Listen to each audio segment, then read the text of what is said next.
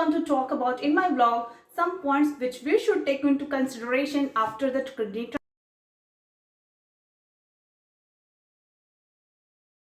Hello guys, welcome back to my channel. कैसे हैं आप सभी? Let me introduce to those who are new on the channel. I am Rashmi Singh, a kidney warrior, a kidney transplant person, and in my vlog I used to share about my personal journey, my transplant journey, and my having a new kidney is a major challenge. It's not a joke. So guys, video start करने से पहले मैं ये बताना चाहूँगी कि आज 6 अक्टूबर को मेरा 3 मंथ्स कंप्लीट हो चुके हैं किडनी ट्रांसप्लांट के। Finger cross. इट मीन्स कि जो फर्स्ट 3 मंथ्स जो कॉम्प्लिकेटेड 3 मंथ्स होते हैं वो कंप्लीट हो चुके हैं मेरे विदाउट एनी कॉम्प्लिकेशंस गाइज। तो थैंक यू ऊपर वाले का, थैंक यू उन सब लोगों का, थैंक यू मेरे फादर इन लॉ का और आप सभी का जिसकी दुआओं की वजह से अभी तक किडनी ट्रांसप्लांटेड किडनी जो है अच्छे से वर्क कर रही है और उम्मीद है कि आगे भी अच्छे से वर्क करेगी। तो मैं जब भी आप लोगों से कुछ भी इंफॉर्मेशन देती हूँ गाइस, तो उन चीज़ों को पहले मैं खुद के ऊपर ट्राई करती हूँ, आजमाती हूँ, उसके बाद से ही मैं शेयर करती हूँ, क्योंकि मुझे पता है कि मुझे अपनी ज़िंदगी के साथ साथ आप लोगों का भी ध्यान रखना है और मेरी लाइफ इम्पॉर्टेंस है, उससे भी कहीं ज़्यादा आप लोगों की लाइफ इम्पॉर्टेंट है। तो इसीलिए मैं जो भी चीज़ें एक्सपीरियंस करती हूँ मैं आप लोगों के साथ शेयर ज़रूर करती हूँ। तो इन 3 मंथ्स में ऐसी कौन सी चीज़ें जिसे मैंने फॉलो की और मैंने उन चीज़ों का ध्यान रखा, मैं आप आज से शेयर करने वाली हूँ। तो बढ़ाते हैं अपनी वीडियो को आगे। The first and the important point is the diet and exercise. अगर आपने मेरी डाइट की वीडियो नहीं देखी, जो किडनी ट्रांसप्लांट की डाइट के बारे में मैंने बात की है, मैं डिस्क्रिप्शन में लिंक दे दूंगी, आप लोग उसमें जाइए और वहाँ पे जाके मेरी ये वीडियो आप देख सकते हैं। लेकिन डाइट जो होता है किसी भी सर्जरी के बाद या फिर जब कोई भी हेल्थ इश्यू हमें होता है, तो डाइट जो होता है हमारा बहुत इंपॉर्टेंट रोल प्ले करता है, क्योंकि जो इनटेक हम लेते हैं, जो हमारी बॉडी अब्सॉर्ब्स करती है, उस हिसाब से हमारी बॉडी जो है रिएक्शन देती है। अगर आप अच्छी चीज़ें खाओगे तो ऑब्वियस सी बात है आपकी रिकवरी अच्छी होती है और फिर कोई हेल्थ इश्यूज नहीं होते हैं। तो आपको पूरा ध्यान देना है इस टाइम कि आप क्या इनटेक ले रहे हो। आपको जो डाइट बताई गई है आप प्रॉपर वही खाएंगे और इससे क्या होगा, आपकी रिकवरी भी फास्ट होगी और आपके फिर कॉम्प्लिकेशंस ज़्यादा नहीं होंगे। सेकंड हम बात करेंगे अगर एक्सरसाइज की, तो कभी कभी हमें लगता है हम बहुत हेल्दी हो चुके हैं, रिकवरी के पीरियड में हमें ऐसे फीलिंग आती है कि हम आज बहुत हेल्दी हो गए हैं, अब तो नॉर्मल हो गई है हमारी लाइफ, और हम क्या करते हैं कि कुछ ऐसे हैवी वर्क्स करने लगते हैं या फिर ऐसे वर्क्स करने लगते हैं जिससे हमारे प्रेशर पड़ता है हमारे स्टिचेस पे या फिर जो अभी नई ट्रांसप्लांटेड किडनी लगी है उस पर। तो गाइज ये चीज़ें आप बिल्कुल अवॉइड करिए अभी, क्योंकि क्लियरली ये मेंशन होता है और डॉक्टर भी बोलते हैं 6 मंथ्स तक आपको जो है हैवी वेट नहीं उठाने हैं और हैवी एक्सरसाइज बिल्कुल भी नहीं करना है। कोई भी एक्सरसाइज स्टार्ट करने से पहले प्लीज़ अपनी डॉक्टर से कंसल्ट ज़रूर करें। और इस टाइम अगर आप देखें, मैंने इस टाइम वॉकिंग की है ज़्यादा, मैं अभी भी वॉकिंग करती हूँ, 3 टाइम्स मैं वॉकिंग करती हूँ। तो आप वॉकिंग पे अपनी ध्यान दीजिए, क्योंकि वॉकिंग ऐसी एक्सरसाइज है जो आपको फिट भी रखेगी, आपके साथ आपकी हेल्थ को भी अच्छे से रखेगी और आपको हेल्दी रखेगी। तो वॉकिंग के अलावा अगर आप कुछ करना चाहते हैं तो लाइट योगा करिए। योगा भी ऐसे नहीं करने हैं आपको जो बिल्कुल स्ट्रेचिंग वाले हो ज़्यादा, जिनसे आपके मसल्स पे अभी स्ट्रेच पड़े, तो वो सारी चीज़ें अवॉइड करनी है। तो कोई भी एक्सरसाइज, कोई भी भारी चीज़ें करने से पहले प्लीज़ अपने डॉक्टर से कंसल्ट ज़रूर करें और इन चीज़ों का खास ध्यान रखें। सेकेंड पॉइंट पे आते हैं जो है आपका मेडिकेशंस, यानी इम्यूनोसप्रेसेंट मेडिकेशंस।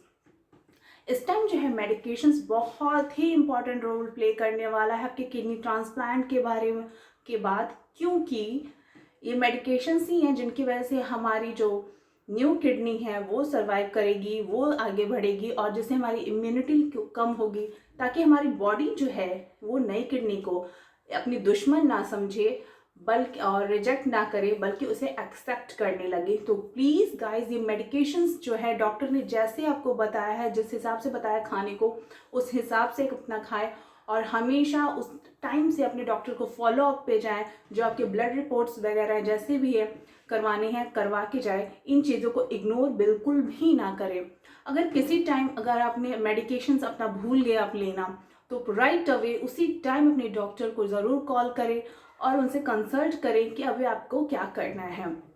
तो ये ऐसे मेडिकेशंस हैं बिल्कुल जो हमें राइट टाइम पे खाने हैं। आप अलार्म लगा लीजिए अपने फ़ोन में, या फिर आपको जैसे भी रिमाइंडर लगाना है आप लगाइए, लेकिन अपनी मेडिकेशंस लेना कभी मत भूलिए। सो थर्ड पॉइंट जो है वो है आपका एंजाइटी, डिप्रेशन और मेंटल हेल्थ। मैं ये टॉपिक मैं लेना चाह रही थी स्पेशली इसलिए क्योंकि एंजाइटी डिप्रेशन जो है इस टाइम हमें ऐसे ऐसी दवाइयाँ दी जा रही हैं, इतनी हार्ड हार्ड दवाइयाँ दी जा रही, इम्यूनिटी वीक करने वाली दवाइयाँ दी जा रही हैं, और ये सारे जो है हमारे हमारे अंदर एक चिड़चिड़ापन सा भर देते हैं। डिप्रेशन से हमें ऐसा फील होता है कि हम बिल्कुल अकेले हो गए। तो गाइस, अगर आपको भी ऐसी फीलिंग आती है तो आप अकेले नहीं हैं। बहुत सारे ऐसे पेशेंट्स हैं, ट्रांसप्लांटेड पेशेंट्स हैं, जिनको ये फीलिंग होती है, और मुझे भी कहीं ना कहीं ये फीलिंग होती है। कभी ऐसे पॉइंट्स आते हैं जब आपको बहुत तेज गुस्सा आता है, आप बिल्कुल डिप्रेस फील करते हो, that you are so lonely. एक तो हमें इस टाइम ऐसा एनवायरनमेंट में रहता है कि हमें अकेले टाइम ज़्यादा स्पेंड करना पड़ता है, ज़्यादा गैदरिंग में नहीं जानी है, तो आधी चीज़ों का असर ये होता है। तो इस टाइम इन चीज़ों पे आप फोकस ना करके आप अपने को कैसे पॉजिटिव रख सकते हैं, इन चीज़ों पे ध्यान दीजिए। आप कैसे अपने आप को बिजी रख सकते हैं, इन चीज़ों पे आप ज़रूर ध्यान दीजिए। आपने देखा होगा कि मैं कुछ वीडियो शेयर करती हूँ जिसमें मैंने पेंटिंग स्टार्ट की है, तो ये मेरे बचपन का खैर क्रश था। मैं जब हम स्कूल टाइम में होते हैं, वैसी बात है कि सब लोग आर्ट्स करते हैं, तो हम लोग आर्ट्स में अच्छे थे और आर्ट्स करते थे, बट उस टाइम का ब्रश छोड़ा हुआ मैंने अभी तक उठाया नहीं था। और इस टाइम जो है अचानक से मेरे दिमाग में ख्याल आया कि अगर मेरा ये टाइम है तो क्यों ना मैं अपना ऐसा कुछ आर्ट अपना करूं जिससे मेरा टाइम भी अच्छा निकले और मुझे इन सब बातों को सोचने का मौका ही ना मिले। तो मैं अपना जो ये टाइम होता है, मैं स्पेशली ऐसे ऐसे वक्त पे अपना दिमाग लगाती हूँ, अपने आप को बिजी रखती हूँ। तो आप भी खुद को ऐसे ही बिजी रखिए, और जो ये सब ख्याल है अपने दिमाग से निकाल दीजिए, क्योंकि आप अकेले नहीं हैं इस जंग में, बाकी सब भी है आपके साथ। फिर बढ़ते हैं, जितना हो सके अवॉइड द सन एक्सपोजर। ये सुनने में थोड़ा अजीब लगेगा क्योंकि ऐसा पॉसिबल नहीं है कि हम पूरी लाइफ जो है धूप से बच सकते हैं। कहीं ना कहीं तो हमें निकलना है, कभी ना कभी निकलना ही है। लेकिन इस टाइम क्या होता है, जो हमारी इम्यूनो सप्रेसेंट मेडिसिन होती हैं उनकी वजह से क्या होता है, बहुत रिस्क होता है हमारे स्किन कैंसर होने की।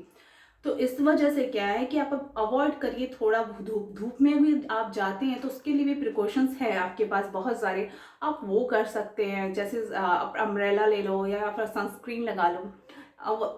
और जितना हो सके अगर नहीं जाना है तो फालतू में धूप में ना जाएं, लेकिन कोई काम है तो ऑब्वियसली जाए, लेकिन ये सारी प्रिकॉशंस लेके जाएं।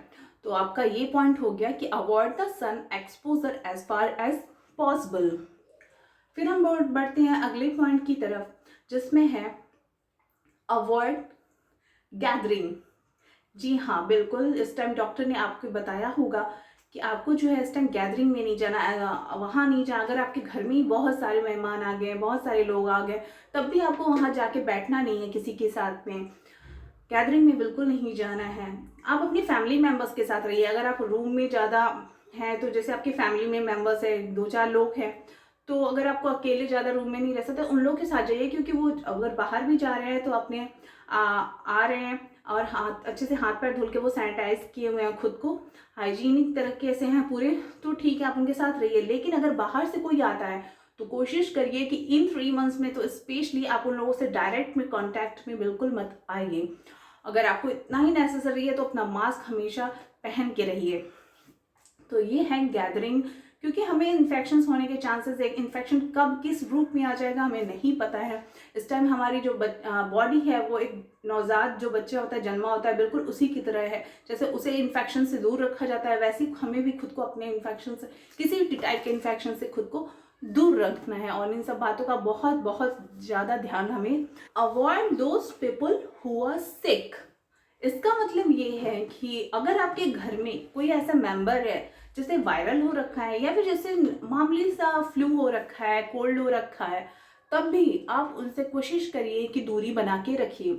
अगर पॉसिबल नहीं है तो अपने मास्क ज़रूर पहन के रखिए। बट इस टाइम ये है, हमारी इम्यूनिटी वीक होने के चलते हमें कोई भी चीज़ बहुत जल्दी कैच कर सकती है, इसीलिए अवॉइड करिए। अगर आपके घर में कोई सिक है या फिर बाहर से कोई सिक है आता है, वो सिक है, तो अवॉइड करिए उन लोगों से कांटेक्ट में आना। अगर आपके घर में बच्चे हैं तो इन खास चीज़ों का खास ध्यान रखें कि वो आपसे डायरेक्ट नहीं आए। जैसे वो पार्क से आ रहे हैं या फिर कहीं बाहर से घूम के आ रहे हैं तो बच्चों की आदत होती है वो हर चीज़ को टच करते हुए जाते हैं।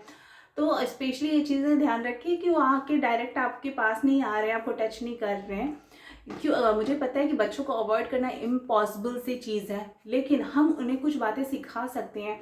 ऐसे मेरा बच्चा ही है, अभी वो बिल्कुल सीख गया है ये बात कि जब भी वो पार्क से आता है, इवन कहीं भी बाहर से घूम के ही आता है, तो सबसे पहले जाके दूसरे वॉशरूम में, इवन मेरे भी वॉशरूम में आके वो हाथ पैर नहीं धुलता, दूसरे वॉशरूम में जाके पहले वो अच्छे से अपने हैंड वॉश कर लेता है, हाथ पैर आराम से धुल लेता है, सैनिटाइज करता है, वो कपड़े उतार के दूसरे कपड़े पहन के तभी वो मेरे पास आता है।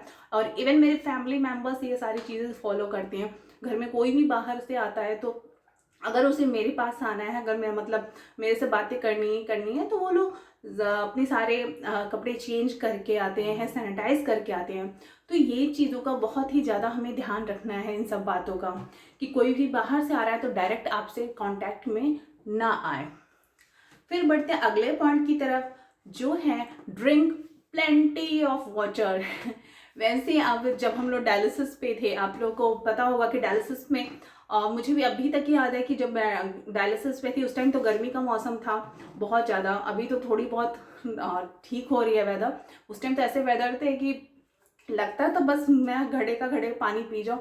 और हमें पानी पीते थे, पीना होता था बहुत ही कम अमाउंट में, तो वो प्यास बिल्कुल इतनी लगी रहती थी, लगता था कब मुझे बिल्कुल परमिशन मिल जाएगी कि मैं बहुत सारा पानी पी लूँ।